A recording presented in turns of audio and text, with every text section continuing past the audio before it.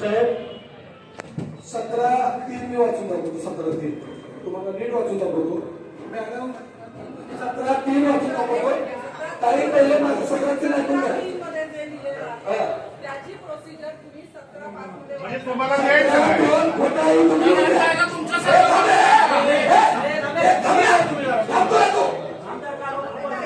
याच्यानंतर ते पण वाचा एवढंच मला 17:03 मी वाचतो. अख्ख्या मीडियाने हे लक्ष द्या. कसं आणलंय चाललंय बघा.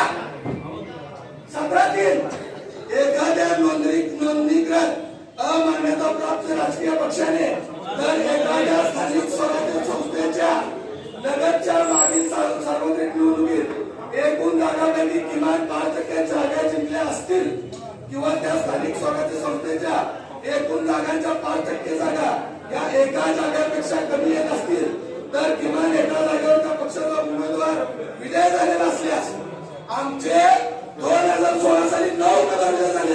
तीर्थक्षेत्र विकासाकडे तुम्ही 5% मागताय. 11-18 झाली. तुम्ही 5% मागताय. आमच्या लगतच्या निवडणुकीत म्हणजे 2016 ची लगतची निवडणूक होती त्यावेळेस 9 उमेदवार विजय झाले. म्हणजे आम्हाला त्यावेळेस 33% आमच्या जागा निवडून आल्या. तुम्ही सांगता की 5%. आमच्या नियमानुसार 33% जागा निवडून आल्या. त्या पक्षासाठी त्यांच्या विनंतीवरून त्या स्थानिक स्वराज्य संस्थेच्या जाहीर झालेल्या सार्वत्रिक निवडणुकीसाठी मुक्त चिन्हापैकी एक चिन्ह तात्पुरत्या स्वरूपात आरक्षित असल्याचे घोषित केले जाईल.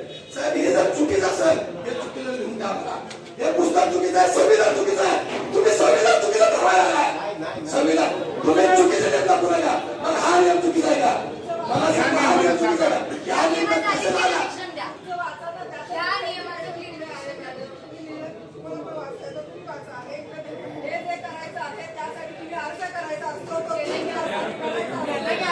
उत्तर तयार आहे मॅडम.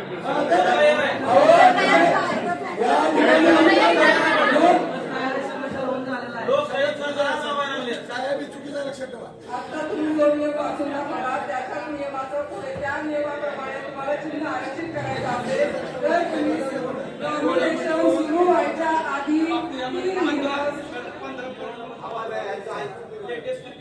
नॉमिनेशन सुरू व्हायच्या आधी 3 दिवस तुम्ही सक्षम प्राधिकारी जिल्हाधिकाऱ्यांकडे अर्ज करायचा असतो.